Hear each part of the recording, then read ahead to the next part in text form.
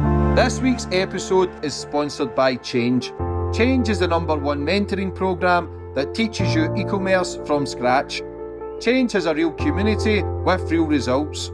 I have been working with Ryan for many years now and have attended many of his events and retreats across the world and got to meet members and the amazing community of like-minded people. Ryan works with a lot of big names in the business world, helping them build online businesses and e-commerce. Change offers personal one-on-one support, no experience needed, but like anything, this takes time and is not a get-rich-quick scheme. If you put the work in, you will get the results. E-commerce and online shopping is getting bigger and bigger. This is a great opportunity for anyone that is looking for financial freedom.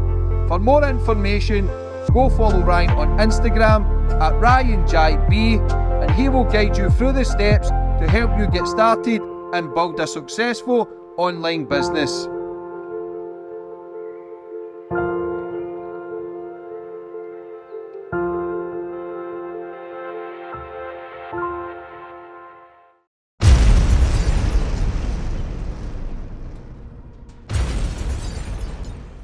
You can now follow me on all my social media platforms to find out who my latest guest will be.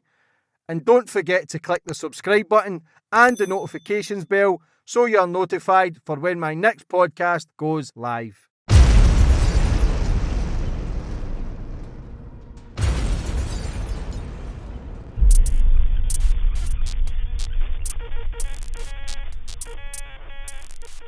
And boom, we're on. And today's guest, we've got Alex Rose. Alex, how are we? Absolutely fine. Thanks, James, for having me. Very excited to be here. Thanks for coming on. No worries. We've known each other a few years. We used to go to the rallies in London. Yeah, 2020. Yeah, a long time 2020 ago. gang. Nothing just seems to have changed either. No. What a mad story you've got from someone who adopted a kid, thought you were going to be a mother, built all your emotions up, travel, got everything sorted. The organisation you got your daughter from.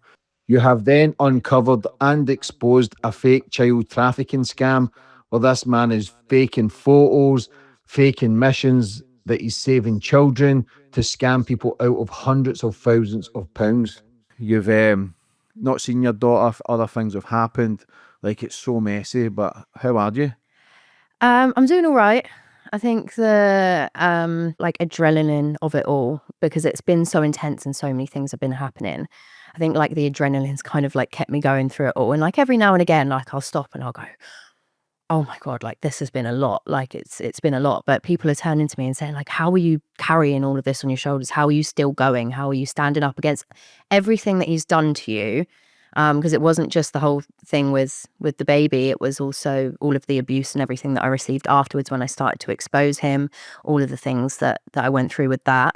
It has been a lot. And then when I take a step back, I realized like, oh my God, this was a lot, because when it started happening, I was 27, 28. So it's a lot for a 20-something-year-old woman to be going through. But no, I'm good. Yeah, I'm good. madness. Before we get into all the madness, though, I always like to go back to the start of my guests. Yeah. Get more of a bit of understanding about you, Alex, where you grew up and how it all began. So I was born in Southampton, born and raised. Did move up north for a little bit when I was a kid. So my family are kind of split between the north and the south. So had a really, really good childhood upbringing and everything. Not really, nothing mad happened to me in my childhood. So really well raised, great family. So I think my mum was probably the one that installed such a strong moral compass in me. And she's a really strong and resilient woman. Like my mum's been through some shit. So she taught me sort of like how to be strong and how to stand up and do the right thing. Other than that, I just do eyebrows. I'm an eyebrow technician. I do microblading, so cosmetic tattooing. So when all of this sort of started, I was just somebody who, I don't like to say beautician, but I guess, you could bracket under that. But I was just wanting to help out. I was raising awareness online. Obviously, that's when we connected in 2020. I was standing up for human rights issues, especially around the COVID stuff, but also around like child sexual exploitation and, some of those darker issues as well. And I built a big following doing that. And then that's when he kind of swooped in with his charity, because he is someone who supposedly protects children from sexual exploitation and rescues kids from trafficking and other, like,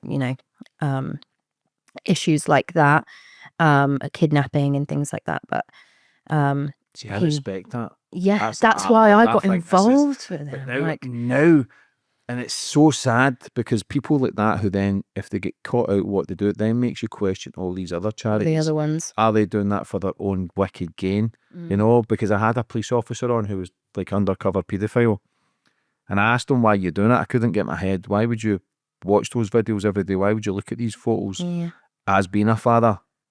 And he says, look, James, I understand the question, because in your mind you're thinking, do you enjoy it? But it's such a bad thing to think. But you're thinking, why 25 years? But he did tell me, look, I'd saved a kid. I think the kid was like 8 or 11, and he was going to get passed about around the house with 8 other men. He says, as soon as I saved that kid, how could I then walk away? And it made sense, and I respected that, because to go through that job and do that work, he's basically saying somebody had to do it. So I respected that. But now you're in a position where you see these people in a place of power manipulating it to then get their own wicked gain, because people think they're doing great work, like I did, like you did, like many other people.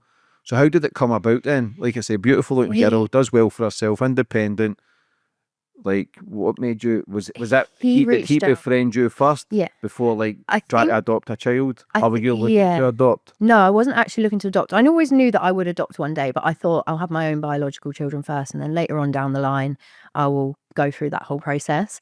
But he knew that I wanted to be a mother. We connected in 2020, I believe. And then it would have been right at the end of 2020. By June 2021, I was an ambassador for his charity, because from the outside, like looking at his stuff, he's like, he gets in there, he does the job, like he's actually really proactive and doing all this stuff. And it's almost kind of like he goes to the places that, law enforcement won't go into. And that's kind of the picture that he creates, is like, you can't even trust the government, PRC do all of this great work for kids. So it really sucks you in that way. And I thought, we were very aligned in our mission. So I agreed to be an ambassador. I think the next year he asked me to be, it was the next year in August that I became a director, because he wanted to set up in the UK. And I think that was why he was so attracted to me and my profile in the first place, was because my following was large and it was mainly a UK following, and he wanted to start getting, I think there was already some controversy coming up around him in Australia at that time, so he wanted to kind of break into the UK arena. I think his methods, obviously there was a situation back in 2016 that landed him and a 60 Minutes crew in a Lebanese prison for an attempted kidnap of 2 Lebanese children. But that was kind of before he started his charity. He was running this organization, which is still going, I believe, called CARI, Child Abduction Recovery International. And he would get involved and be a bit of a vigilante within international parental abduction cases. So say you had a child with a Polish woman, and then one day she took the child on holiday and said, we're never coming back. And then you're like, how do I get my kids back? The courts, it's all taking too long. You could call Adam, charge 100 grand or something, and then he'll go and kidnap your kid and bring it home. So he had a whole business around doing that. And was he getting results? Was he actually saving children, or was it all? Yeah, from what he showed, it was like there was all these successful rescue stories and things. Looking back in hindsight, like it's a massive red flag. But he shows like these pictures of these kids. Oh yeah, we've rescued this kid. And later on down the line, there was a lot of, when I was investigating him, a lot of reverse image searches happening, where I was discovering that a lot of his stories were fabricated, and some of the images that were being used of these children that he's rescued were just stock photos or photos stolen from blogs, travel blogs and things like that. He was using other people's photos, doctored to make it look as if he was saving kids. I seen a photo of him. I don't know if it was when you were going through all this, because I looked into it. I don't know, because we were speaking back then, and I think we were going to do the podcast and it just came on the radar. But there was a photo of him with a young boy and a young girl that had their pants on, and he just saved them. And I'm thinking, why would you take that photo? Yeah, I think I think it was two little girls. I think one of them was called Crystal. Sorry, I've got something in my eye. I think one of them was called Crystal. I can't remember what the other one was called, but um, I think that they'd been swimming or something, and he had his arms around them. And I didn't find this until way after, until I'd started exposing him and stuff, and I started really digging into all of his past and stuff. And there's this photo of him with these two little girls, and all they're wearing is their pants. And he's got their arms around them. He's like smiling, and these are two kids that he's supposedly gone and kidnapped and rescued and brought home to their father. So Mhm. yeah. When some did you sort of start stuff? investigating him? After it all or before? So um so like I said, I became a director in August 2023. And what you're thinking then? Being a director is something that you think you're doing the right thing to save children? Well, it felt like a big honor to be like, put in a position where it was like, I'm really going to be making a difference. And, I was quite far removed from everything he had going on. I had no inside look into any operations or anything like that. I just obviously knew what I was told, and he wasn't even operating in the UK. So basically, everything that happened within the UK was kind of under my control anyway. So I could make sure that that was all going, being done the right way. But everything else that happened overseas, Australia, Myanmar, Gambia, Kenya, but I didn't really have any inside information into that. So he kept it very like surface level. And my main role at PRC was like fundraising events, those kind of things, raising awareness, using platforms, getting, ambassadors involved and things like that. So I had no look into what he was doing within like operations and things, and I would find out information when everybody else on social media did as well. And there was one rescue that he had claimed to do at the end of 2023. Was it 2022? I get so confused now. It's been going on for so long. I think it might have been 2022. I become the director in August 2022, and then by December 2022, he had posted this picture of this baby, and it was on the 17th of December. And he posted this photo of this baby, African baby, and it was wrapped in this gold little blanket. It was newborn, and he's basically put up this story about how she was intercepted by his team in a busy market in the Gambia because she was sold by her own mother to human traffickers before she was even born. So he claims that this woman got pregnant and then, had made a deal with the traffickers, and that PRC had got, a tip off, and they worked with the police to intercept this baby, and there was this whole big story around it, and, Adam's a hero and all this glory and everything. And I was just like, wow, well done. That's great. Really proud to be working for this charity. Look, we've just rescued a newborn baby. And then a couple of days after that, he reaches out to me and he's like, hey, this baby needs a mother. Even if we found her mother, we can't give her back because her mum sold her own child. So this baby is basically not able to get any medical care or this, that, and the other if she doesn't have somebody to step forward as a guardian for her. Plus, it would open all these doors for her in the UK, and opportunities and everything. So, I basically agreed, and I said, fine, like, I'll do whatever I can to help her. And if that means putting my name forward, obviously ask the relevant questions of like, what does that mean for me? Am I just like a legal guardian? Am I going to be her mother? And he was like, oh, it's, we're going to like kind of raise her in the PRC rescue center. And I was like, well, I'd like to go down the route of like having her with me. If I'm going to adopt her, I'm fine for her to be in the rescue center for a while, and I'll go through all the processes and the legalities and everything, and the tests and whatever I've got to go through, evaluations to be able to bring her to the UK or to go live out there and raise her there. So yeah, he was like, yeah, that's fine. Yeah, you can bring her to the UK at a later date. For right now, it's just really important that we get some documentation for her so that she can get the relevant medical care. So all of that kind of happened. And then very quickly he had sent me, and I thought that this was going to take like at least a year, maybe two, for this all to go through. And I was looking into what I needed to do and everything.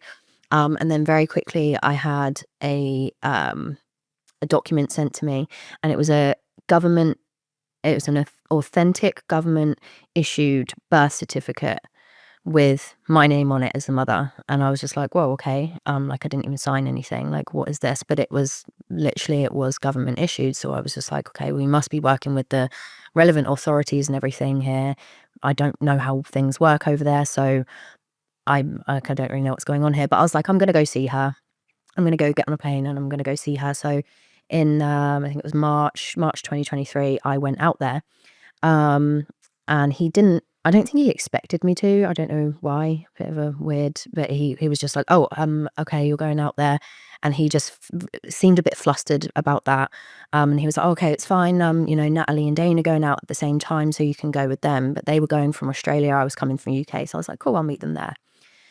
And I went over there, and as soon as I got there, his whole demeanor towards me changed. It went from really, like, the only way I can describe it is love bombing. It was constantly like, you're just so great, you're so passionate about kids, I wish everyone was as passionate as you, and just like all the time, all this praise. So as soon as I touched foot in the Gambia for the second time, he wasn't there.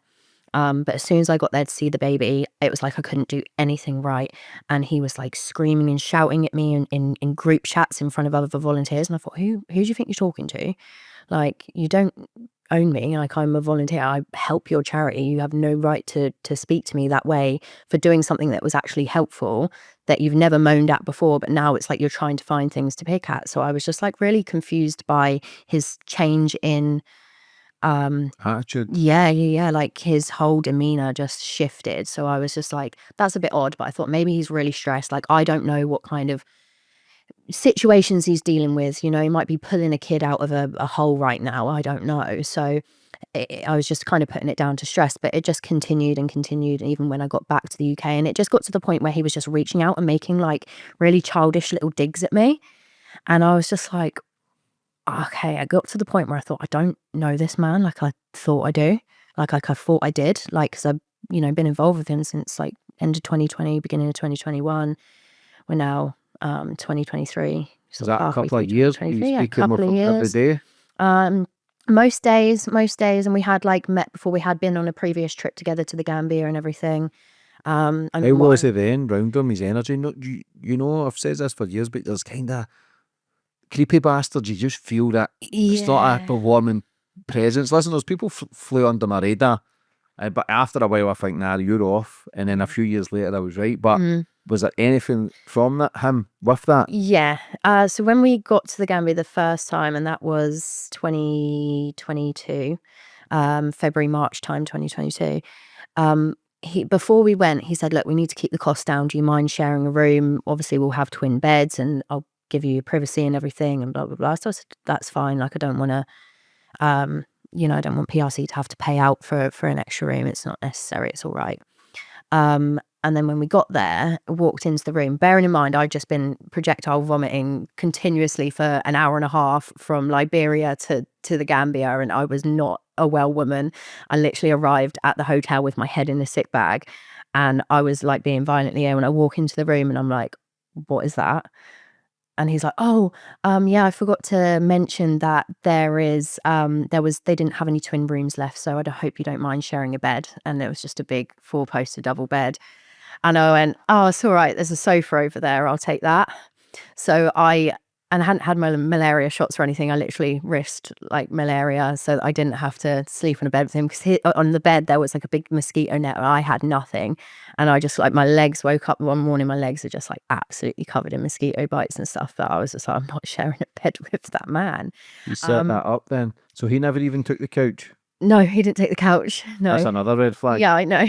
Do you think that was his plan then, is manipulated to get young girls to work for him, because people can gravitate towards people who think they're doing the right thing. So I'll be the nice guy saving kids, pretending to try and obviously shag the people around him as well. Yeah. You know what I'm saying? It's manipulation. Yeah. So obviously I didn't like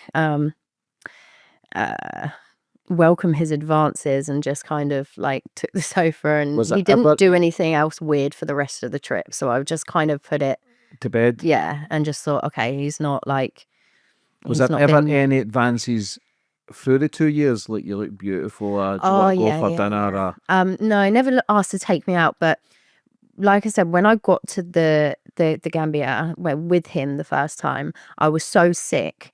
And I didn't care at the time that he saw this, and I wouldn't have cared if it was broadcast on national TV. I was that ill. I couldn't have cared who saw what. But as soon as we got there, I was like, I need to get in the shower because my temperature's going like this, and I'm like, I just need to get in the shower. It's going to keep me a lot more stable. It's just going to make me feel better. So I'm like literally like throwing up and then just like ripping my clothes off. He saw my boobs, and I'd got myself in the shower, and I didn't even realize that he'd seen my boobs. But when we'd got back from the trip, somebody had messaged him something. He said, oh, should I reply saying, oh yeah, I know she's got great tits. I saw them whilst I was amongst them nursing her vomit. And I was like, why have you just said that to me? Like, it's so weird.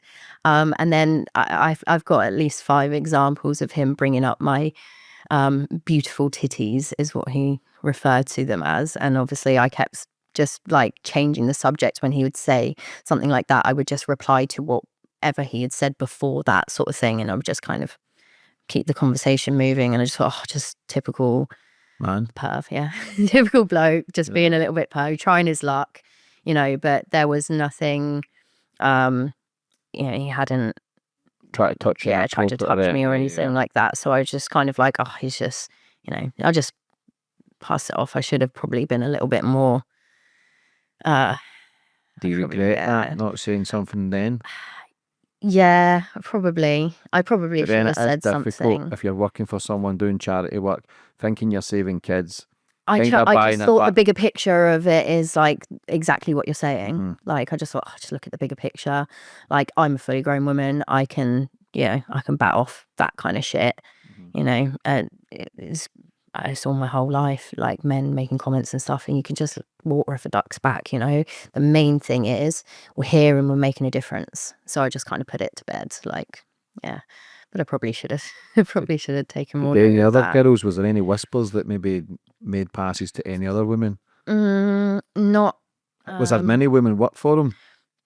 The majority, I think, were women, but they were all around the world. So for a lot of people, they didn't even ever meet him.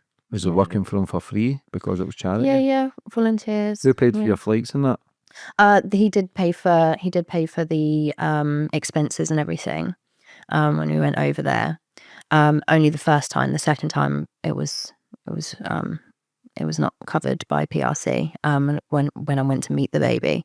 But the first time we went there, and when we got there, like, we were staying in a really nice hotel and everything as well. Like, I was expecting to just go there and stay in a bit of a dive because we're trying to save money for the charity and blah blah blah. I turn up and it's like this really nice hotel. And I was like, oh, okay. Anyway, he's like, I like to make sure that I'm comfortable when I travel and that there's good security and stuff. He put it down to it, being in a place where there's good security, because what we do is really dangerous. So we need to make sure we're in a hotel with good security. So I was like, okay, fair enough. So he's always got like an answer for something, and Toxic game. yeah. So there was kind of red flags, but not enough to think I don't want to stop doing what I'm doing. So Yeah. he then offers you a child. You take the child. He's got paperwork to say you've adopted him. You then fly over. He's get a bit concerned and started energy shifting. So what was he expecting for to give you to adopt a daughter, him to keep her there and you just to be here? What was his Yeah. plan?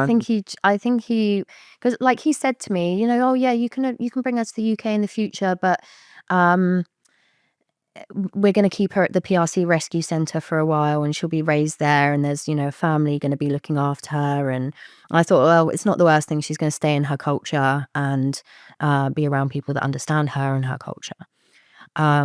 So yeah, he I think his plan was to basically just kind of use her as a bit of a cash cow.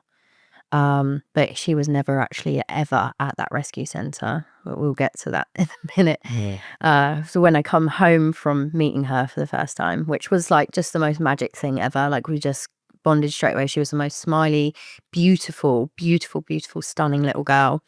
And she was just so happy. Like, the whole time I was there, I don't think I heard her cry once.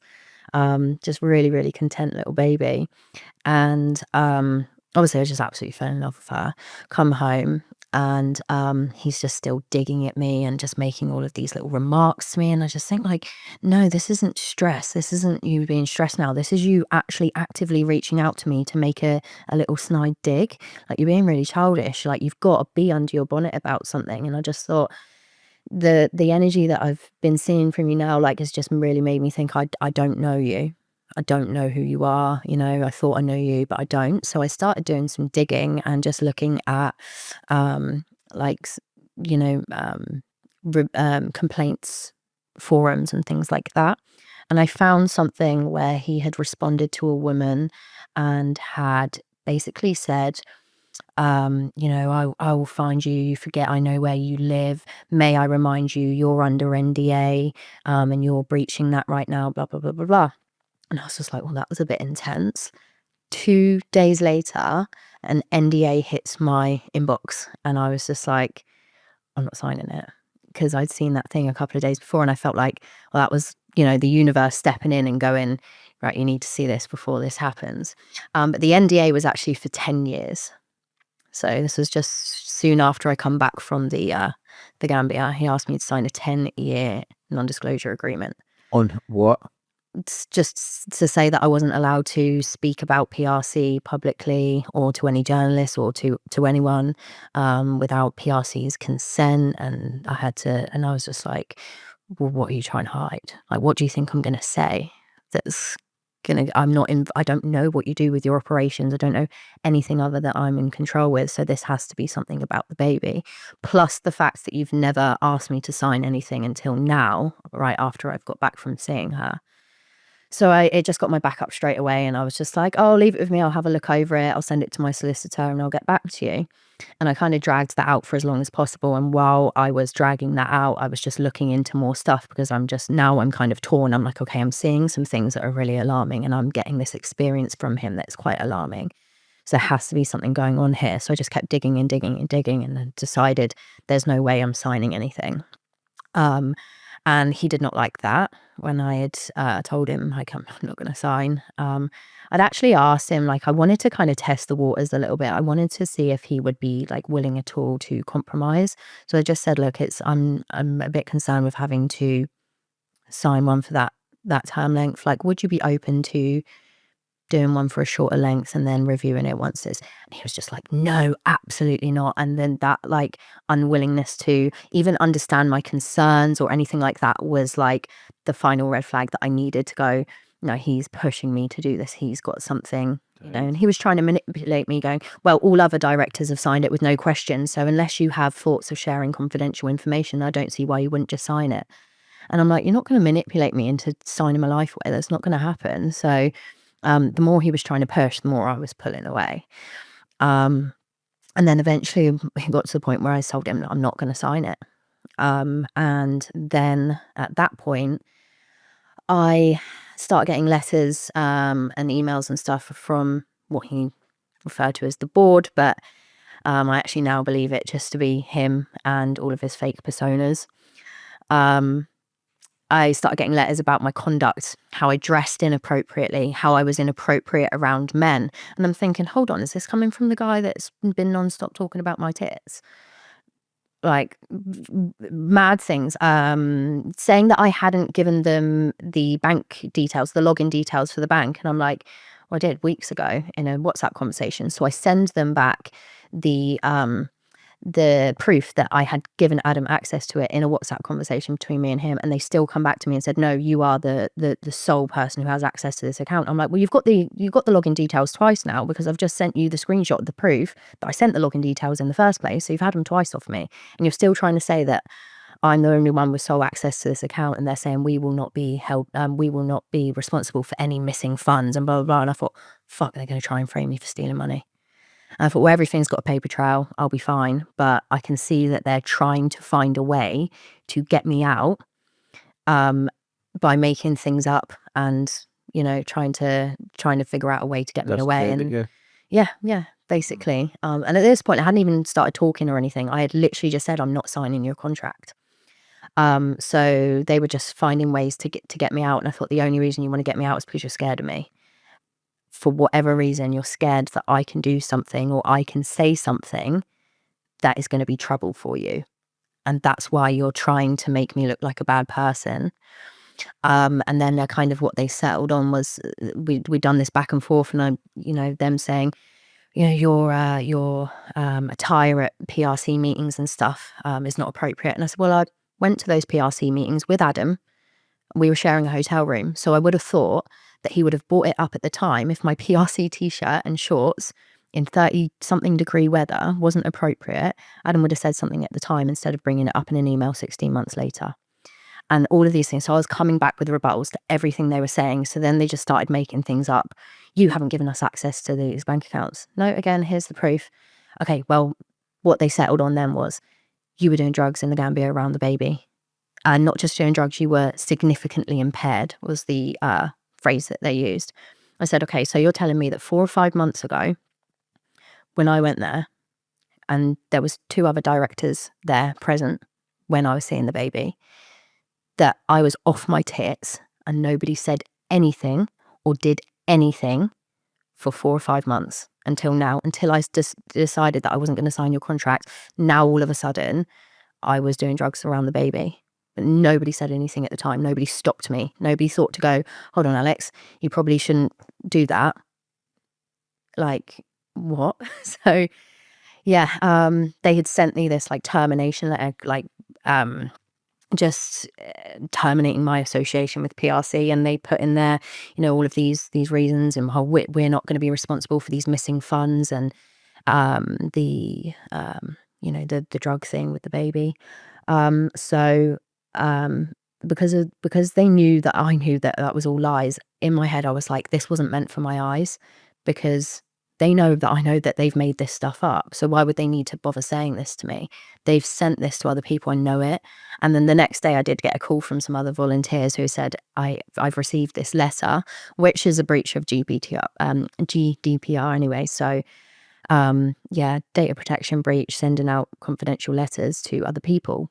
But they reached out to me and they said, like, we've got this letter that's been written about you, but like, I know you personally, and this doesn't add up with who I know you as a person. So something's not making sense here. Can you give me your story? Can you tell me what's going on? So I was just like, he's trying to ruin me.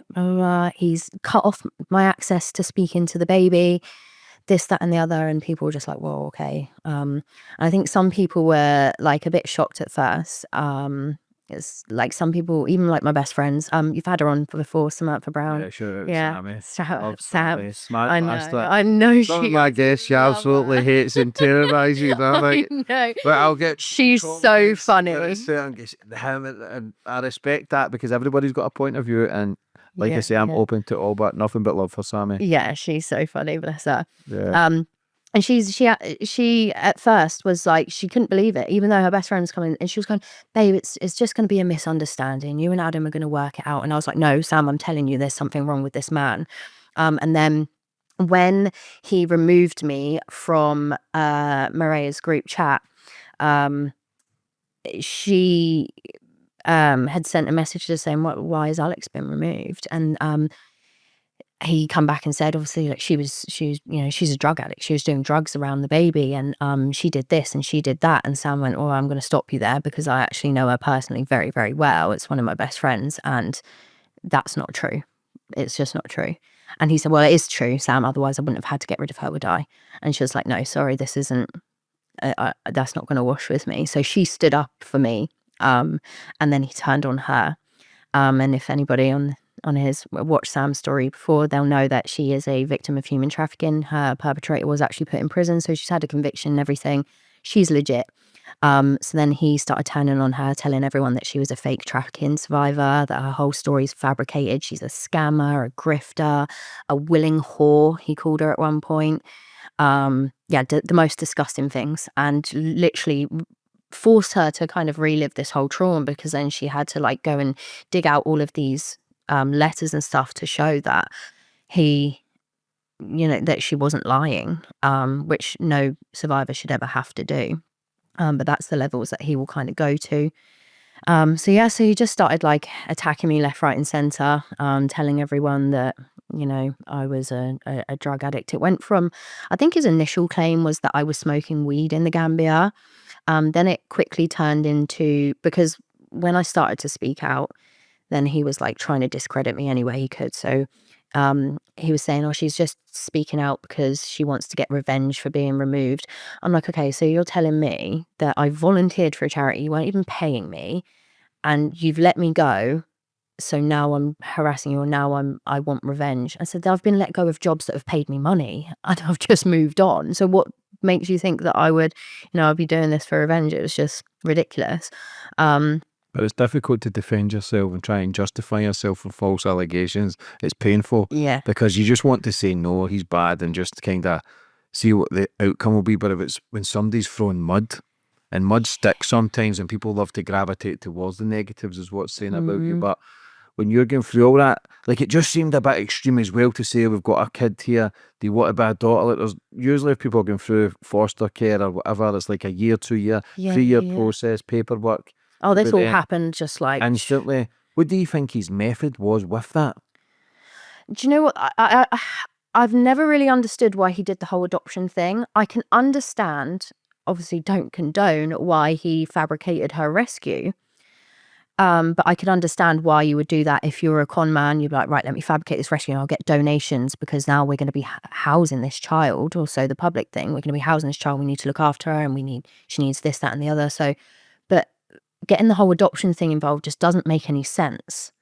Like, it just doesn't make any sense. But he had also put his name down as like her father. He'd like gone and put his name on there as well.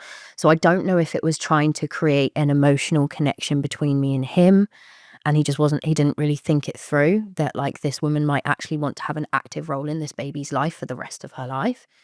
I don't know. But do you think he liked you?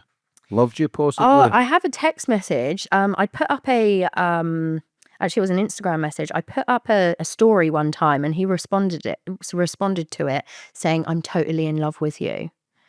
And I just like, I didn't take it as like, him actually being in love with me. I just thought he meant like, oh, like, you've done, like, this is so good, like, I admire you so much, Yeah. But now looking back on it, I'm like, was he actually like in love with me? Yeah. Freaky, but But yeah, that's where so it gravitates towards, like, where he's maybe grew an attraction, grew love, fake to kind of adoption, so you've got a connection for life. yeah. Where you can speak about it, or how's the kid, or you want to go and see the baby, like, it's Yeah, but I so don't know why he strange. did that, because the child, the whole adoption, the whole rescue had been fabricated, and that child was never going to be living at the PRC rescue centre, because she had a mother and she was never actually sold by her mother to human trafficking. He fabricated the whole thing. But once I'd kind of been through a little bit with him after this, and he'd started attacking me, and he was telling, like I said, it went from she smoked some weed in the Gambia, to she's a drug addict, to she's a crack addict. And I think it's, as it started getting more and more elaborate, people were looking at me going, she's not a crack addict. Like, you can see from looking at her that she's not high on drugs. She's not addicted to drugs. And then If that was the alcoholic. case, why would they let you adopt a kid? Why would they make you a director? Why would they do all that other stuff? Exactly, Do you know what I'm exactly. So saying? it wasn't So, making any yeah. sense. And it didn't just stop there, like he then started claiming, well, she's a psychopath, she's got histrionic personality disorder, she's a prostitute. She's a low-class prostitute at that. And there was a picture of me, and it's still on his social media, and he's written low-class prostitute across my forehead. And I'm like, laughing, but wow, it's still bad. I know, but I had a laugh about it, because I thought, wow, I'm that low class and you still couldn't get in my knickers. Yeah, Like, yeah. It's him setting up 4-poster beds and saying, this is the only room in Gambia. Yeah. A A honeymoon It suite. could have been where he has actually fallen in love with you.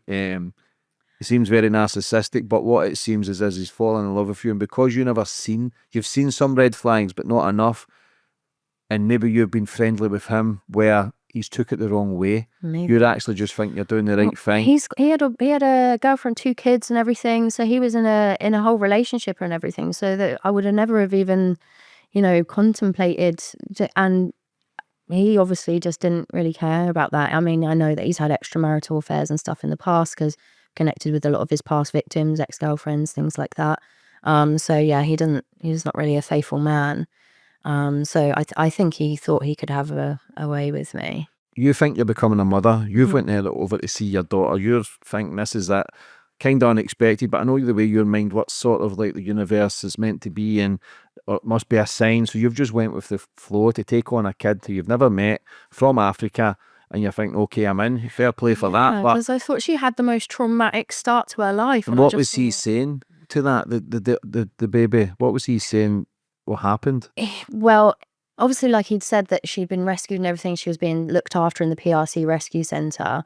And then when he cut me off from the baby, I was like, I'm a mum. You can't do that. Like, you're unlawfully withholding me from a child. I'm on her birth certificate. What are you doing? And he was just like, nobody in the Gambia wants a druggie round them. And I'm like, but I'm not a druggie. So like, what are you talking about? And he was just like standing on the facts that you're not having any contact with her. You're a risk to her. That I was a risk to her. So I had no idea where she was. Well, I thought she was at the rescue center.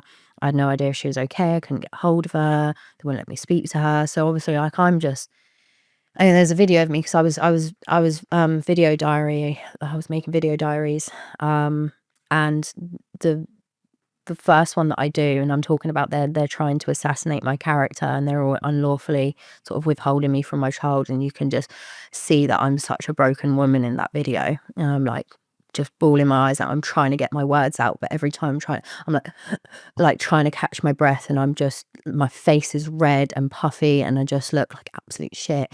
But I was just like documenting every single thing that happened because I thought I'm not going to let this go. Like, something's really, really wrong here, and I think he might be a danger to children because obviously I've been sort of looking into a lot of things and finding a lot of disturbing stuff. Yeah, so I just thought, like, I know I'm going to fight, but the only way that I really knew how was to make one of my rabbit holes. Remember, all like my 2020 rabbit holes where I was talking about the government and the COVID stuff and doing all of that. I thought, right, I've done this before. I'm good at research. I'm good at writing. I'll just write everything into a thread, just like I did last time back in 2020 when I was talking about, all of that stuff. So that's what I started doing, and I released that in October, 5th of October. It was the day before his big Nobu event. And I thought, because I was scared because I thought this man goes around the world kidnapping people and all of that stuff. So I was like, I'm shitting myself. So yeah, I thought the best time to do it is the day before his event, because then he's occupied and he hasn't got the chance to kind of, do anything. So I dropped it the day before the event, and it just started going viral. And within a couple of weeks, I had a notice of concern from his a solicitor that he'd instructed in Manchester. I think it was up north. Yeah. He'd instructed them to send me a notice of concerns, and then proceeded to tell everyone he was suing me for defamation. I'm like, you're not suing me for defamation. You sent me a notice of concerns. It hasn't progressed there yet. But he was like, she's being sued for defamation. It's all fabricated. She's just, upset that she was removed from PRC. We rightly removed her for doing drugs and all this, that, and the other. So for a little while I couldn't speak, but once the stories that he was telling other people didn't match up with what he told the lawyers, and they'd sent me this whole letter. So I wrote them back and I requested a lot of further and better particulars. So basically evidence that he was going to be relying on to back up the things that he was saying. And I also sent the evidence that I would be relying on in court. And then I ceased to hear from them again. So I sent them another letter and I said, you've got 28 days to reply, otherwise I'm going to consider this closed. And they never replied. So then I released the second thread, and I just kept going. And at that point, like, his attempts to silence me were just getting more and more desperate. At one point, he had taken a picture that I had sent him when I was working for the charity. It's a picture of me and my passport, which was used to do some important documents or something we were doing. And he took that picture of me and my passport and put a wanted sticker over it, and then posted it online and said, she's wanted in the Gambia for 4 charges, including drug-related offences, corruption, bribery, and fraud. So, and then continued to say, we're pushing for an international arrest warrant and blah, blah, blah. And I said, well, for them to even, you need to have some sort of evidence that I'd done any of those things, and I haven't. So, so I got in touch with some friends in the Gambia. It's a really small place, 2.5 million population around that. So everyone knows everyone. So it didn't take me long to find somebody who knew somebody that worked in the police, and they confirmed that there'd never even been a report made about me. But Adam was telling the whole world she's going to be arrested, international arrest warrant, like making out that I was like full blown like criminal, like. And I was just like, what the fuck is going on? Like, what is happening? This is a near on 50-year-old man attacking at the time, 28-year-old woman. Like, what is actually going on here? And I knew he's getting scared because I'm getting close to the truth. And I kept going and I kept going and I kept going. Eventually, I had started to like reverse image search a lot of like images and stuff, and like I said, I found out that he was fabricating a lot of rescue stories. Like he was using literal stock Getty photos to like put a picture and then say, oh, we've rescued this child, and make up this whole story. And that had come up quite a lot of times. So then it clicked in my head, I need to reverse image search the image of the baby that he sent me originally. And what I found was the photo of the baby was actually tweeted 2 years before she was supposed to have been born by a Gambian maternity hospital, and it was one of the first babies to have been born in 2021, so January 2021, and then Mireia wasn't born until the end of 2022, so it was nearly 2 years before she had even been born that these pictures were already online. So I was like, why has he used a fake picture? Like something that doesn't add up. Like, who, if that isn't the baby, then who the fuck did I meet when I went to the Gambia? Who was that baby that I met and held and bonded with? Who was that? Because that's not the same child. That child in this photo would now be about 2 or 3 years old. So, I was just really confused, like so confused. And at that point, the BBC had got in contact with me. I'm not the biggest fan of the BBC, but in my eyes, it was like I'd been fighting this man for about a year. I was exhausted, and I needed somebody with a bigger platform to come in and like just help me get it out there, kind of thing. And a broken clock is still right twice a day. And the journalist that worked the case, Hayley Mortimer, she was brilliant. She was really good. She was brilliant. I did refuse to give them an official interview. So you're like the first to get that. Okay. So I refused to give them an official interview, but I said, look, you can use anything off my social media. You can ask me anything. If you're stuck on anything, I probably know the answer. So just reach out and I will give you a statement. So we did that. And they actually ended up thanking me. They were like, thank you for doing all the groundwork. We're seriously impressed with the amount that you were able to uncover. Because I was uncovering all these fake accounts that he was using to harass me and other people. And he'd set up like, I think I've got a spreadsheet of about like at least 30 fake accounts that he was using. And they all use the same language. Like he'll change his persona, but he won't actually change his actual persona, so he'll go, okay, I'm Jill Chapman today, but it still reads as Adam Whittington. So he never changed his language or the way that he writes or anything. And he was using these accounts to write false negative reviews on my business pages. And he was using them to attack orphanages and like anyone that was like could be some kind of threat to him. He'd stolen these pictures from this orphanage and then they'd said to him, you can't use these photos. And that was when Sam Fairs had gone out to Uganda. They'd gone and visited this orphanage.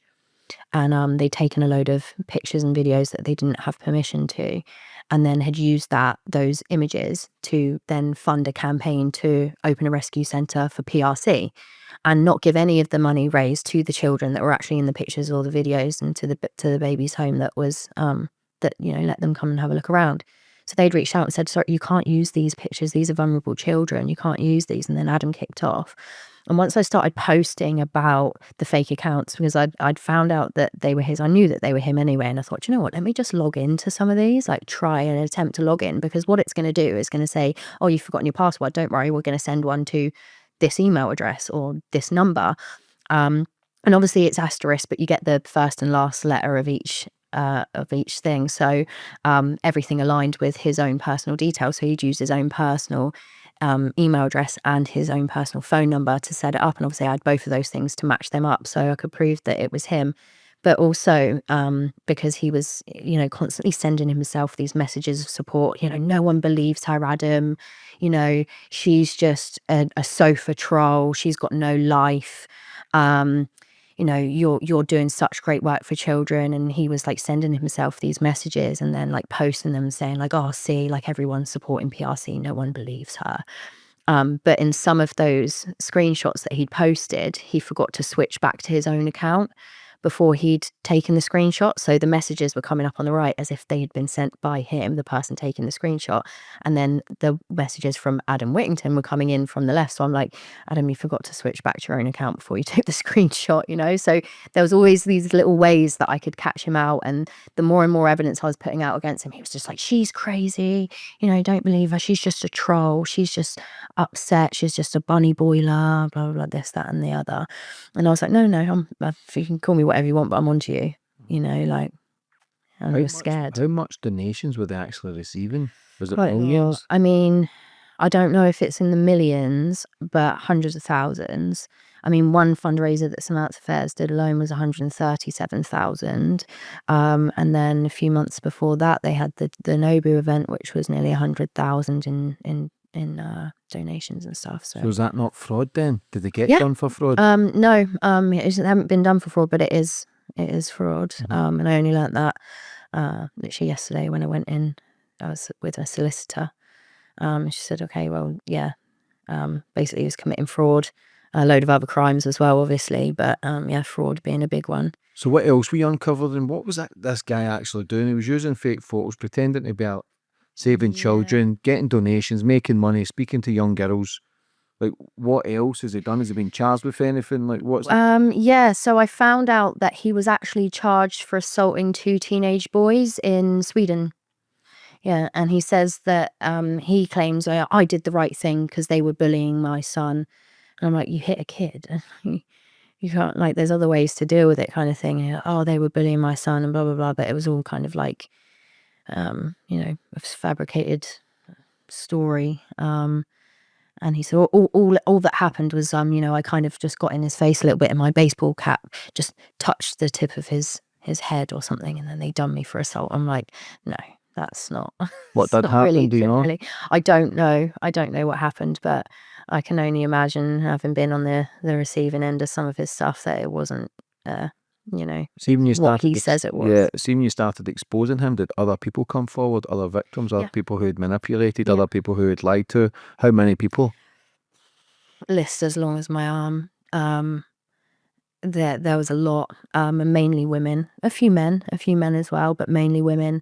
And they then started telling their stories. There was a woman that tried to unalive herself 2 or 3 times, ended up in the psychiatric ward and everything because she was getting all these attacks from these fake accounts thinking they were real people. And she's a bit older, and obviously I'm internet generation, so I was able to kind of run rings around him in a social media setting and go like, I know a fake account when I see one, but for her, she was a bit older and she thought that these were real people that were out to get her because he told everybody that she'd stolen money from the organization and stuff. So she nearly ended up killing herself because the abuse was so bad.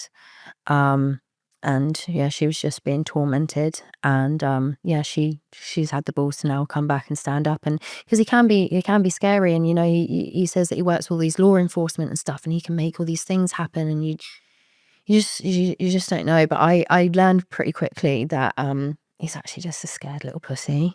I was absolutely shitting myself when I first dropped that rabbit hole, and I was on the phone to my best friend. I was like, I've just posted the first one. She's like, just keep going, you're gonna be fine. Slept with a carving knife under my bed for the first week, and then I realized he's like a spider, as they say, he's more scared of you than you are of it. I realized after a while, like, he's more scared of me than I am of him because he's got more to lose, and he knows that I've got evidence, solid evidence. He knows that I'm resilient. He knows that he doesn't scare me now, and that's a bad position for him to be in. So yeah, he's up against the wrong person.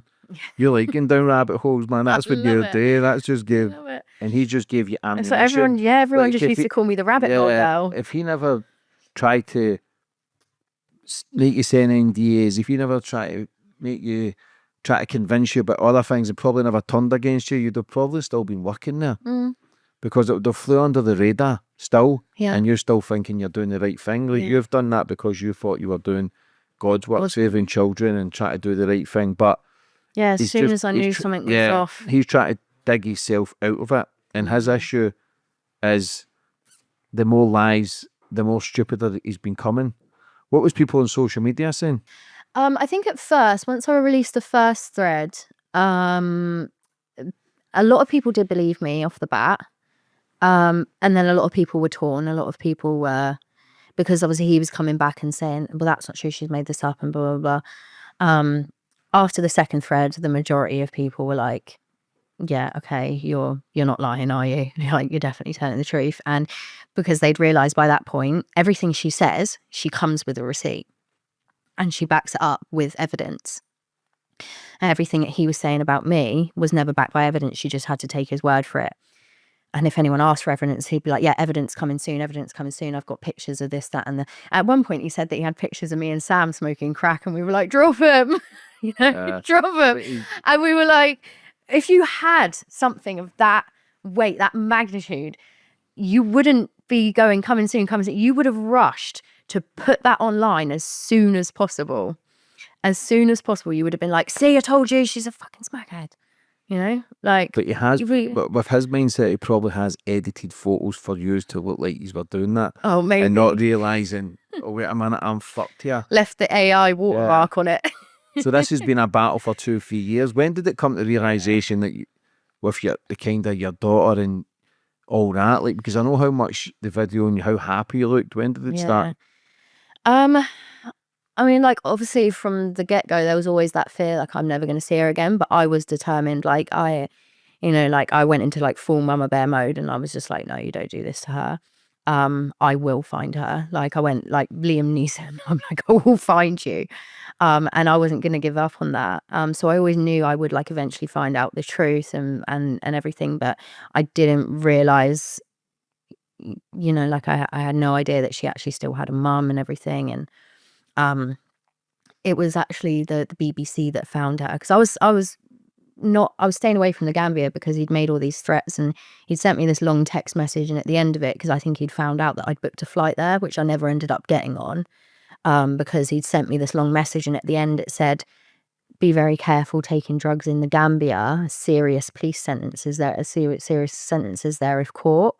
And I thought, he's going to plant something on me. He's going to pay somebody to plant something on me, or he's just going to pay off a policeman to pretend that he's found drugs on me or something like that. And there's corruption there. So it's just not safe for me to go, because I think that this man will stop at nothing to try and prove that I'm, that he's telling the truth and that I'm a bad person and all this, that and the other. So I didn't go to the Gambia. I haven't been back there since. But the BBC went, and they ended up finding the baby. I was actually in Italy when I got the phone call, and Hayley just said to me, look, we found her. And I was just like, oh my God, thank God. Like, is she okay? And she said, yeah, she's fine. But her name isn't Maria. And she isn't with PRC. She's with her mother, and she's always been with her mother. They told me that the mother had been approached by Adam's guy on the ground, Ibu.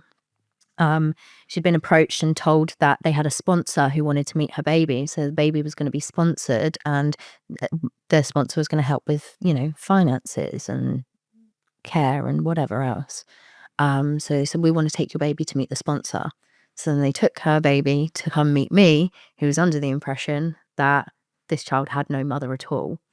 So they told us two different things.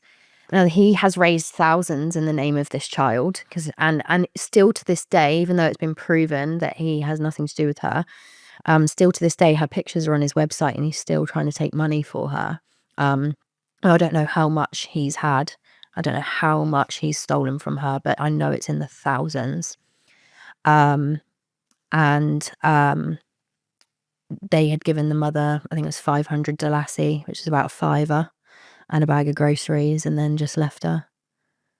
So he's been lying to everybody? Yeah. For money, or is there a lot more wickeder? Money What and about ego. Are you talking, could he potentially be a paedophile? Could he potentially be I wouldn't be selling surprised. kids? Now, it's a bit extreme if he's never been charged or whatever question. I don't know. Obviously, but it's speculation. yes, but by the looks of it, for the lies and the deceit and pretending you've got a daughter, pretending to edit photos, could it just be a money-making scheme that he's found himself in where he's just scamming people money? Or is it a lot darker? Because like I say, I seen a video, I think it was when you were going through all that, when he was in a taxi and he was talking about you can get kids here under 10, like it was fucking some creepy shit. Yeah, like he was promoting it, like, all you have to do is come to this country and you can buy a child for less than a pizza, and it's almost like you're almost advertising it, and yeah, there was a lot of there's a lot of strange things, and he has some very disturbing images on his phone, which he thinks because he's the CEO of a child rescue charity that he's like entitled to have, and Free pass. he posts pictures of his camera roll, and it's just like dead, chopped up kids with their genitals out, and just like the most horrific images like you've ever seen in your life. He actually sent one to me unsolicited before, like when I was working for the charity and I was volunteering. I was putting together a slideshow, and I sent it to him and I said, "Oh, what do you think of this? Put this together. It's just for us to show at like little events and stuff that we can introduce PRC." He was like, "That's great. Do you want any more pictures?" And I said, "Yeah, that'd be great. Like, it'd be nice to have some more photos in there." I'm thinking rehabilitated children, big smile on their faces, new football or whatever, and look at what, PRC has managed to do for this child. And he proceeds to send me these images of dead, chopped up children, and I just no trigger warning, nothing, and like my stomach just dropped. I felt sick. I didn't even want to look at my phone. I just sent him a crying face emoji, and he was like, "Oh, too much." And I was like, "Just a bit. Yeah, you can't send these to people, Adam." And Sent you a what emoji? I sent him a crying yeah, face yeah. emoji. I thought he sent you a laughing No. one. I sent him a crying face emoji, and he went, "Oh, too much." And I said, "Yeah, just a bit. Like, you can't just send pictures like that to people, like without warning, like in general, but especially without warning." And he was just, "Oh, sorry." I said, "I'm just going to choose some off of the Facebook." Why would they have those photos anyway? I don't know. But there was a point where I'd got in contact with a man that he'd been working with in Uganda, who he'd also fallen out with. And this man had sent me some screenshots of his conversations with Adam. And it was very clear in the messages that Adam was trying to groom this man into sending these explicit photos, because this guy out in Uganda, his charity does deal with child sacrifice and witch doctor stuff and that crazy stuff. So Adam had said to him, "I'm thinking about like getting all these donors in a private group where they can be involved in a rescue operation, but like it being like they're almost there, so they get this real like first-hand kind of experience of what it's like to go on these things." And he said, "But we need some really graphic images to send them, the more gruesome. We need them to be raw, uncensored, and in their most gruesome form." Those were like the literal words he used, because that will make them want to spend more money. That will make them want to donate more money. So he's trying to get this man to send all of these really disturbing photos to Adam so that Adam can create a private group of donors who can pay to see these images. And that was like, obviously for me, I was just like, that's some pedo shit. There's no evidence of him like really being, a pedophile. I only have suspicions and speculation to go on, but it wouldn't surprise me. Yeah, that's some satanic shit, that. Yeah. Selling photos of fucking chopped up babies. Yeah. That's weird. It's really weird. Really dark. That's like a cult kind of thing where, yeah, he's manipulated everything for cash flow, whether that's photos, videos, fake photos, fake scenarios, and his time has just came up with what's his full name, what's his website, what's everything? Adam Whittington. He's got many like organizations and stuff, because every time that there's a controversy that comes up around one, he'll open another one. So the main one is Project Rescue Children, and then he's got Child Abduction Recovery International, He's got Hope Disaster Relief, and he'll just go wherever when all the earthquakes were happening. He was like, oh yeah, we're going to go in there and offer aid, and we're going to do this, and so he's gone to like so many places around the world. But Is yeah, any of it Adam true? whipped him. Is any of it true? Any kid? Did they save any kids? At this point, I doubt it, but I couldn't say for sure. But like I said, with the even with that orphanage, they basically just used other people's organizations to help him build his own. So he's like gone to this orphanage, said, we're going to give you a big donation, taken all these pictures and stuff of their children, and then gone, look how many orphans there is, everybody donate so I can build my own shelter. Well, wouldn't you just raise money for that shelter that you've gone and visited, because they're already established, they're already looking after the children, they're over capacity, they need more help. Why wouldn't you have just donated there instead of going and saying, oh, I'm going to build my own rescue centre and then be like my competition? He always refers to people in competition. I thought in that industry there shouldn't be any competition. In that sort of realm there shouldn't be any competition. It should be collaboration. We're all trying to save kids. You're not in competition with me. We're working together towards a common goal here. So he was always talking about competition. But like I said, when they called him out for using their photos and stuff, he then used his fake accounts to go right all over their Instagram and their social media platforms that they abuse the children, they lock them in the rooms and beat them, and they should be shut down and all of this. And they didn't know who these fake accounts were or who these people were until I posted all of the fake accounts that he was using. Then they came to me and they said, oh my God, like these were the accounts that were trying to attack us. But then there was also a school in Kenya, and he went there and said to them, we're going to raise all this money for you, and he offered them laptops and free school dinners for children. And this is a school in the slums. This woman set up this school because she saw a lot of children in the slums that couldn't afford to go to school, and they're all out of school. So she decided her life mission was that she was going to create a school so that she could provide education to children that couldn't afford mainstream schooling. So he went there and promised her the world, and we would give you laptops. All these children are going to be fed every day, free school lunches provided by PRC. So imagine for a kid in the slums living in poverty to think, wow, for the next however long, like I'm going to go to school and I'm going to have something to eat, And he basically said, like, we're going to rebuild some of the school and stuff as well. So he got her to start the building work, and he was saying to everyone, this is what we're going to do with the school. Send the money, donations, bring the donations in. Then because they started the building work, he then has pictures of building work being done and going, look everyone, we're doing it. We're doing the work. Your donations have paid for this. Then he's bumped her, left her and the builders not paid, and gone off with the money that he's raised for that school. So I don't know how much was raised in that particular campaign, but thousands and thousands of pounds. She's now thousands of pounds in debt with her school because the builders have done all this work and have not been paid, and she's not in any position to pay them. And Adam's just run off with all the money and just left her to it. So the BBC actually put me in contact with her and just said, can you help her? And I think she needed 120,000 Kenyan shillings, that he left her in debt. It's about 700-800 quid.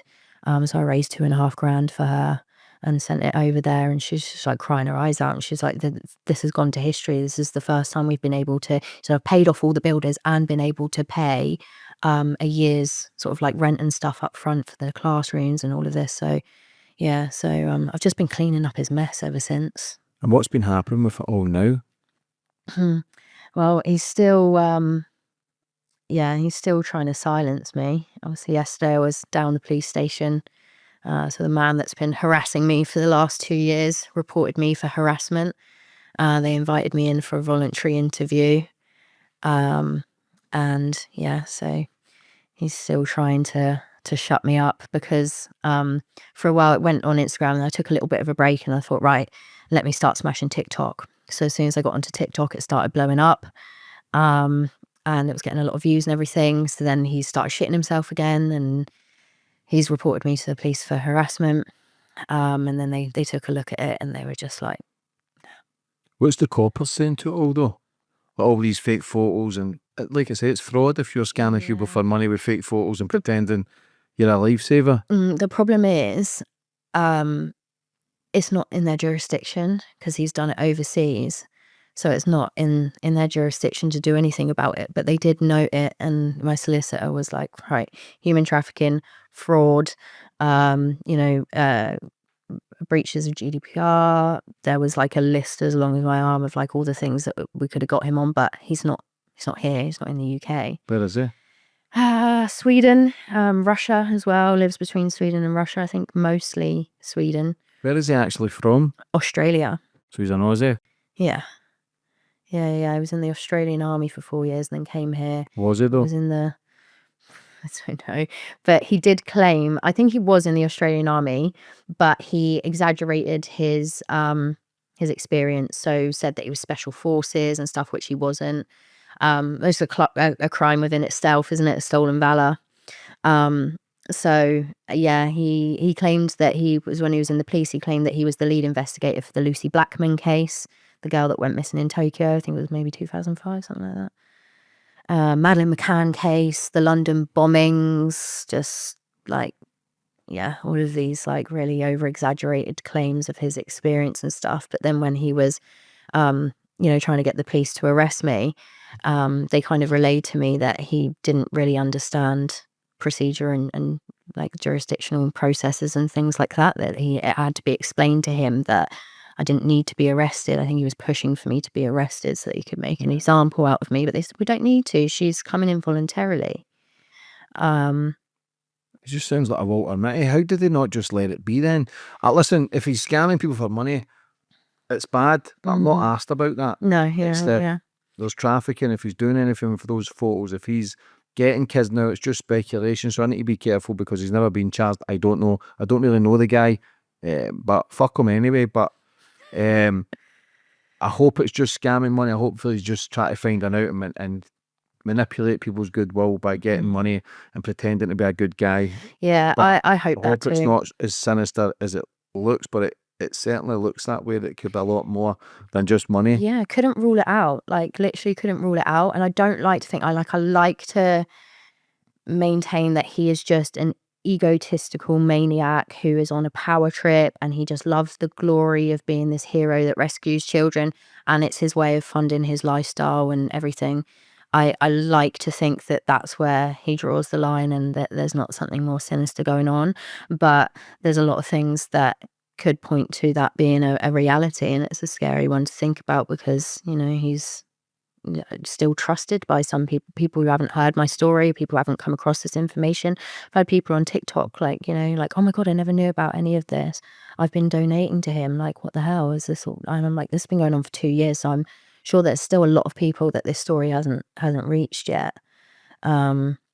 So yeah, that's kind of why I'm here, just like keep talking about it because the police won't do anything. So the only thing that I can really do is stand up, keep telling the story, make people aware of who he is, and hopes that the donations dwindle to the point where he can't do anything anymore. He can't go and exploit children out in Africa or Southeast Asia.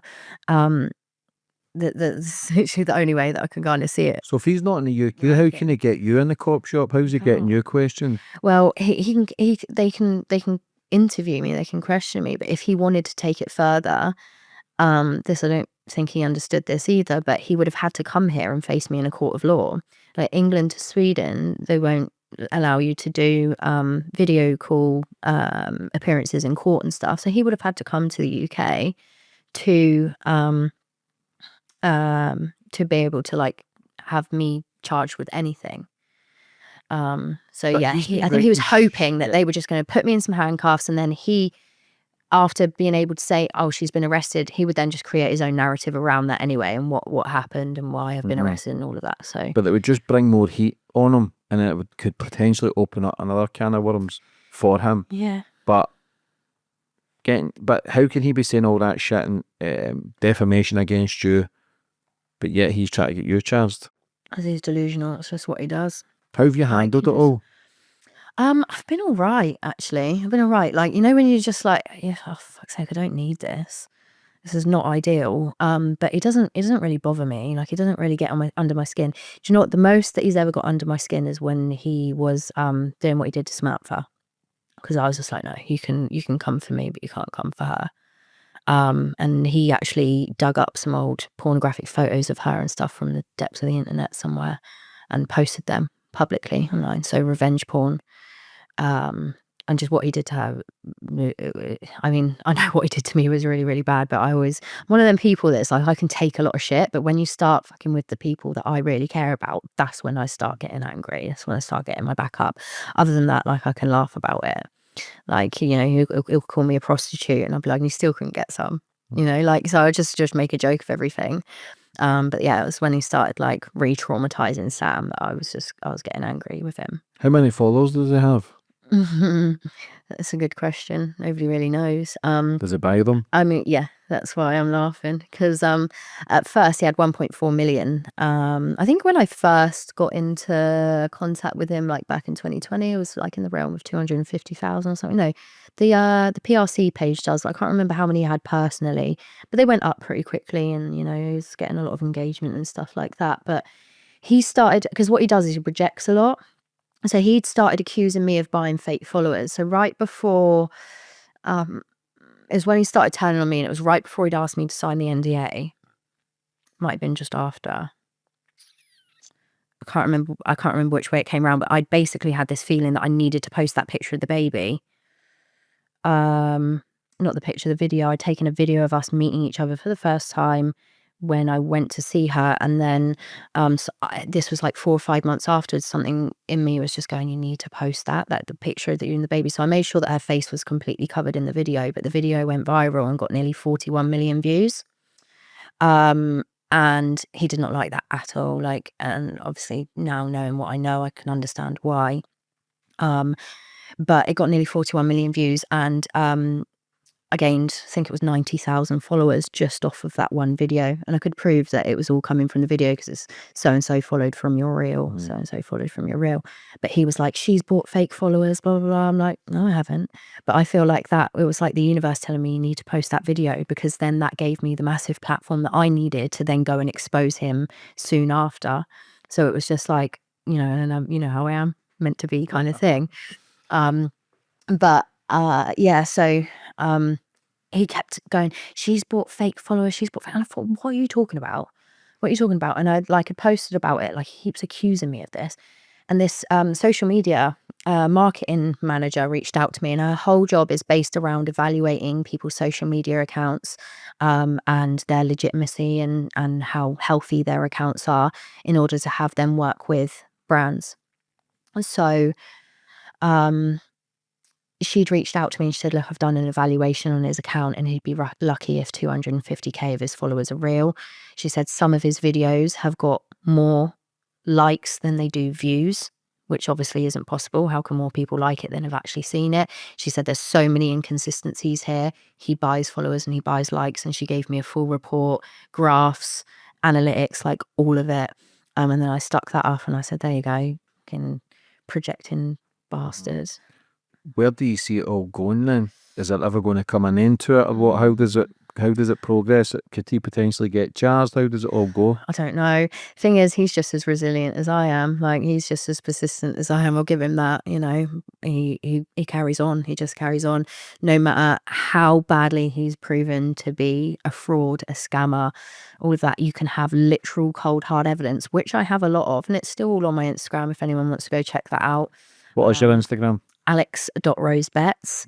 And you will find the rabbit hole series on there. There's part 1, part 2, part 3, and then 2 sort of bits of like bonus bits in there as well. But yeah, there's about 500 slides of evidence. So I was actually like providing real cold hard evidence, and anything he said against me or anything that he was like trying to make people believe it was just like, this is my word, like I'm saying this, so you have to believe it. There was never a shred of evidence that he posted there was never anything legitimate. You know, even this wanted poster he'd thrown together on Canva or fucking Microsoft Paint, I don't know.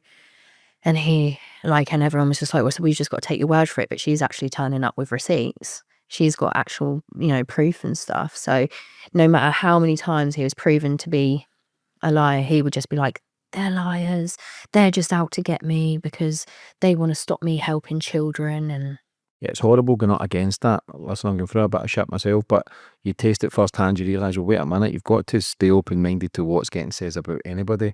But the hard thing is when you're defending something that's not true, it's so fucking difficult, man.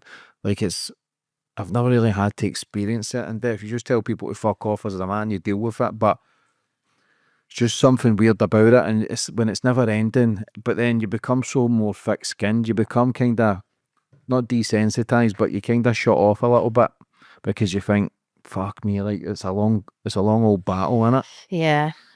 I definitely feel like that's a good word for it, desensitized, because like people are still saying to me on TikTok, like, how are you still standing? And I'm like, I think I'm just used to it at this point. Like it doesn't, nothing he says bothers me, because I'm at the point where I'm like, I know nobody's listening to him. Like, What, for anybody watching though that's maybe subscribed to him or paying them money, what would you say to them? you don't have to believe me based off of this podcast, but I encourage you to go look at the evidence that's on my Instagram, because it's undeniable. After reading it and sitting down and properly going through it and seeing, what I have in evidence, and then go and have a look at his Twitter and the ways that he's attacking women constantly on a daily basis. Who else is he You kind attacking? of see anyone and everyone. The journalists from the BBC, Hayley Mortimer, Samantha Brown, whoever he wakes up and thinks, he was attacking Ellie Gray the other day. Anyone he kind of wakes up and thinks, oh, it's their turn today. On Twitter? Yeah, on Twitter. Yeah, just like every day he's just you think you're supposed to be a 50-year-old professional, man that's running a children's organization, and you're coming on here and calling people whores, and like you're supposed to be dealing with human trafficking as well. So to use such a polarizing term like whore and the word prostitute, but using it as a derogatory insult, it doesn't seem very aligned with what you're doing. So, Well, it's as if it's all come crashing down. But how long has he been doing this? oh God, years. I mean, he started PRC in 2017. I've got victims of his that have been attacked by him for the last decade, and he's still abusing them to this day. And they're just like, we can let it go, mate. And he will just, once you've rubbed him up the wrong way a little bit, he will never let it go, and it will go on for years and years and years. So I've spoke to victims where it's been going on for decades, and they said, the scamming started way before PRC was even a thing. Was he ever exposed back then, or are you the only person to do it to such a long extent? Because if you're trying to expose somebody and they respond, I've got this, I've got that, it can put people back in their shell. You're the only one that's not back down, but did anybody else try it? I think there's been a couple that have tried, but they've not had the platform or like the voice to do it. And then obviously where I have had, they've then come forward to me and said, like, I want to share my story. So then I've given them my platform to get their story across. So people have either been threatened in a legal sense and backed out. He either, scared them that they've got kids or something. Some people may not want to speak up because they're thinking, this man goes around kidnapping children. I've got 2 young children at home. Like, I can't risk it, So there could have been a bit of that as well. But I think he was really shocked that he couldn't scare me into submission. Like he has been doing it for so long, for so many years, that he just thought, I'll always get away with it because nobody's ever gonna go up against me. He tries to portray himself as somebody who's too powerful, too connected. I've got all these connections with the police. I was a police officer myself, and all of this. So I think he tries to put in this sort of thing that he's more powerful than he is. And yeah. What about anybody else who worked there? Have they stayed silent, or if they came forward? Because you'll tend to see, like, if this is a lot more sinister than what it is, you don't know if people are working with him as well, where they've got stuff to hide, so they'll remain quiet. I'm not tarring everybody with the same brush, but majority of the time he's not just working alone. You tend to see they call it a paedophile ring for a reason. I'm not saying they are, but what I'm saying is if they're manipulating that for their own gain, they could be trafficking kids, they could be selling kids, they could be prostituting kids out if they're travelling around all these third world countries, so you just don't know how dark it is. And hopefully by this podcast, more people come forward and there's more truth to it, and hopefully some closure. But again, if he's never been charged as well, then he has still got a leg to stand on. But it Yeah, could be yeah. hearsay. He could be saying she fell in love with me, he's done this, she was a crackhead. You know, it's just tit for tat. Yeah, It's baby yeah. stuff. But if it's all, hopefully it can open more doors for people to come forward and go, yeah, he's a bad bastard. Absolutely. Yeah, I think, like I say, there's a lot of people that have been scared, but there was a lot of people that once I started speaking out, that there were volunteers. My good friend Madeline Allgood.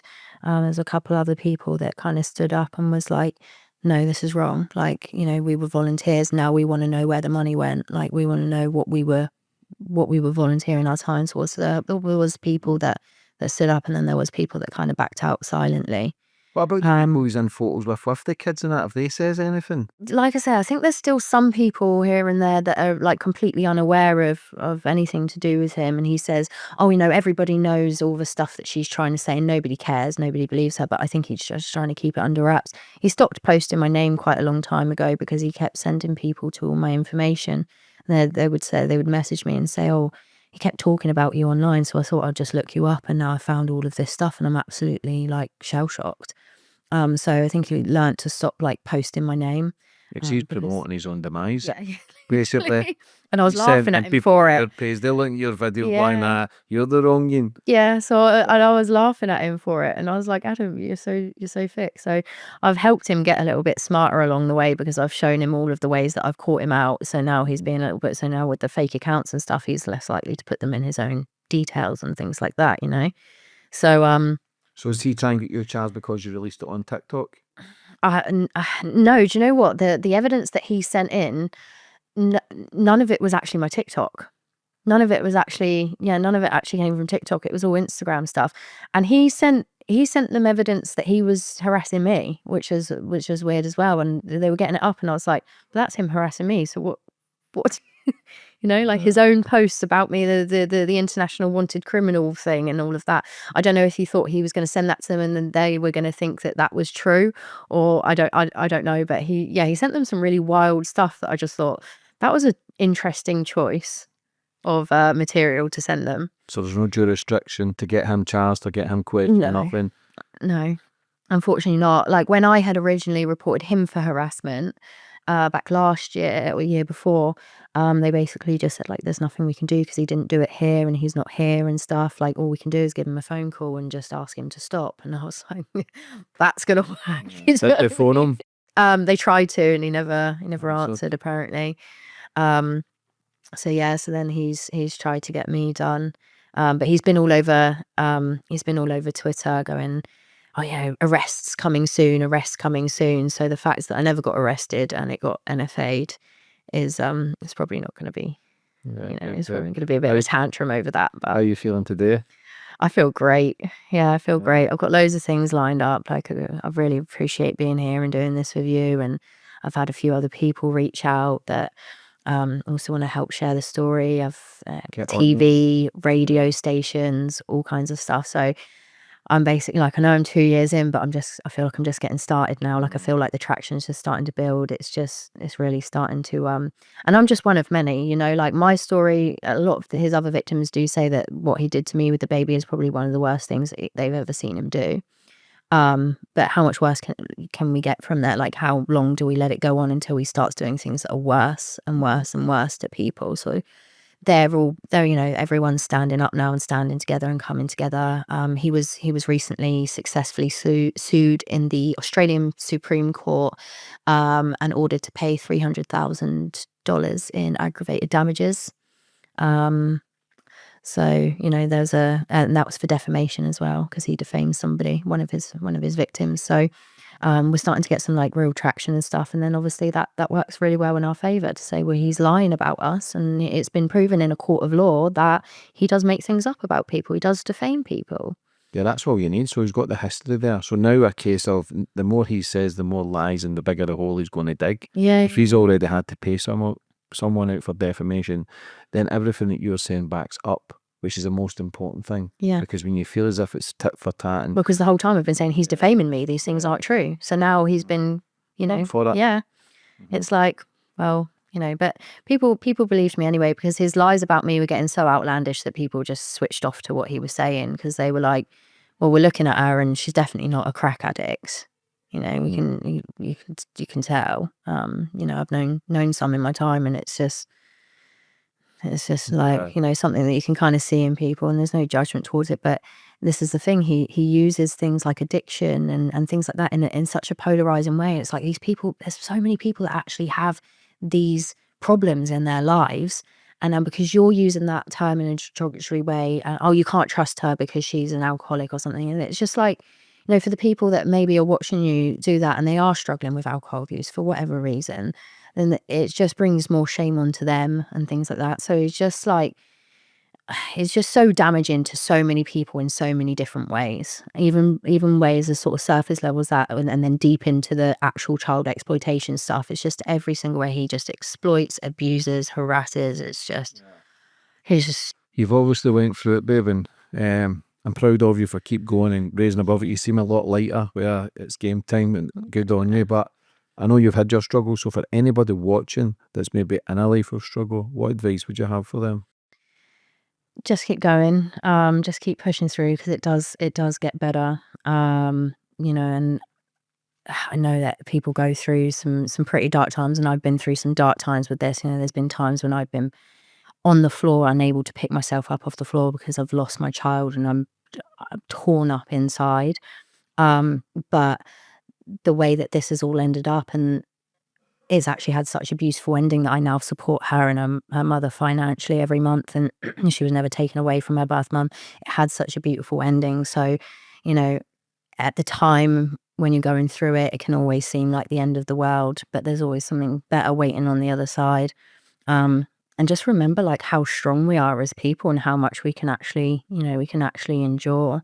And as long as you stay true to who you are, and know that no matter if somebody comes at you and says this, that, or the other, if you know who you are, and you can't be, that can never be sort of wavered. You know, somebody can't come in and make you question yourself, your integrity, your morals.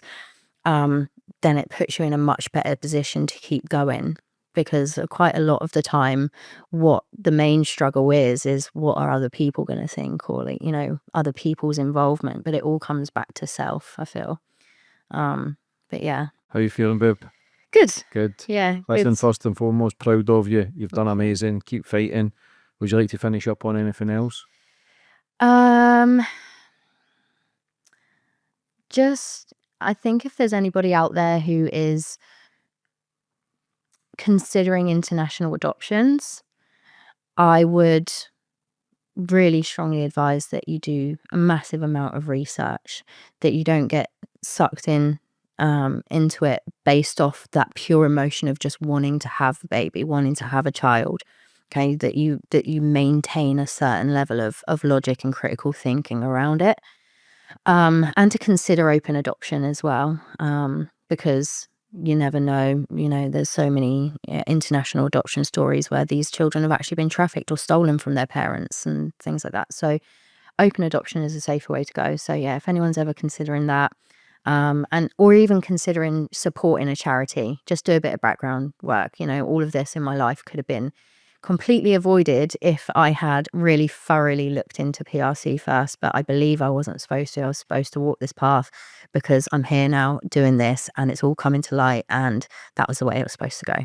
Good on you, babe. Listen, again, nothing but love and respect for you. Keep doing what you're doing. For anybody who want to get involved, have a look at Alex's page, make your own opinion up. But like I say, proud of you. Keep going, and I'm always here if you need me. Thank you, my love. Thank you so much.